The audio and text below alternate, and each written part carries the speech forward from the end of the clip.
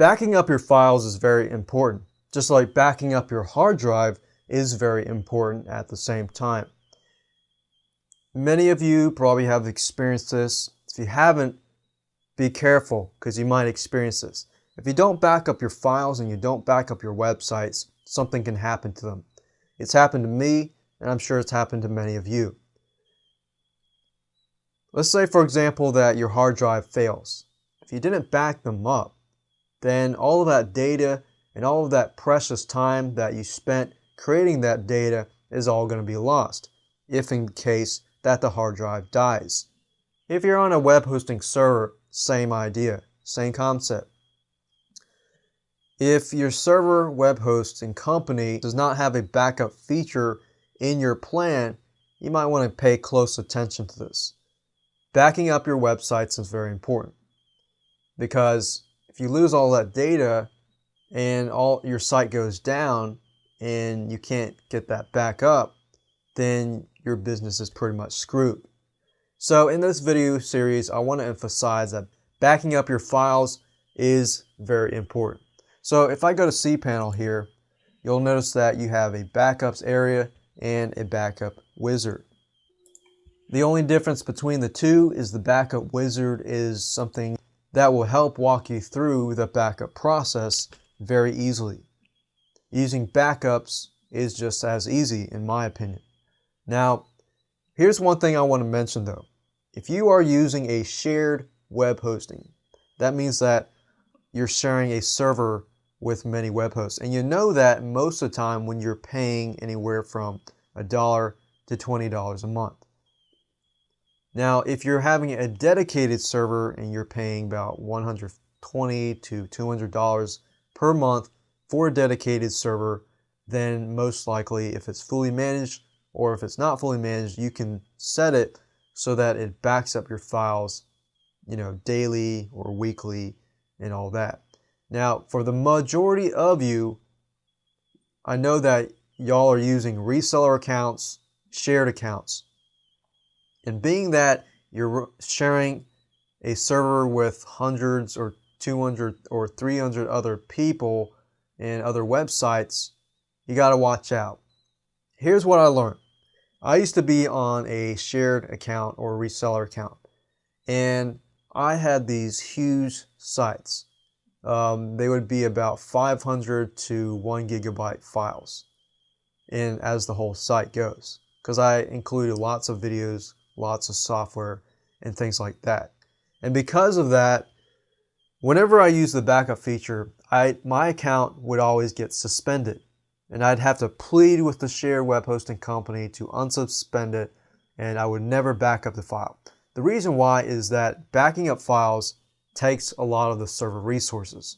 What that means is if you have a website, and you can see it here, disk-based usage, I'm only using about 15 gigabytes. But if you're using anywhere from 400, 500 to 1 gigabyte, and you can see the disk usage here, be careful. Email the web hosting company first to see if they can back it up for you. Because the majority of the time, if you do it yourself, you're going to lock up the whole server, and you don't want to do that. If you do that, they're going to suspend your account. What that means is your website is going to go down, not just down during the time of the server being down, but they're going to disable your website. So that's one thing I want to mention here before you actually back up your files. But if you're lower than 300 megabytes or 400, you should be okay. If you're worried about it, you should email the web hosting company. That's why a majority of web hosting companies actually disable this feature. Now, with that said, let's go ahead and do the backups. Now, of course, to keep it simple, what I've done is I've gone to another website of mine that does not have 15 gigabytes worth of files. Because if you do that, that's actually going to take me about 3 to 4 hours to back up the files. So what I've done here is I've chosen a site that only has 251 megabytes. Most of you will never use even that much. So with that said, I'm going to go ahead and go to the backup wizard. And what this will do is it'll back up my home directory, my MySQL databases, and my emails and all that. So all I have to do is click on backup, and you can either do a home directory backup, MySQL database, or email folders. I personally prefer full backup. And once that's done, I can just enter my email address. And you have the backup destination, which is in the home directory. Click on generate backup, and that's pretty much it. Once it's done, it'll actually email you, and the link will actually appear. So as you can see, it's already backing up in progress, and you can just come back to this 15 minutes later.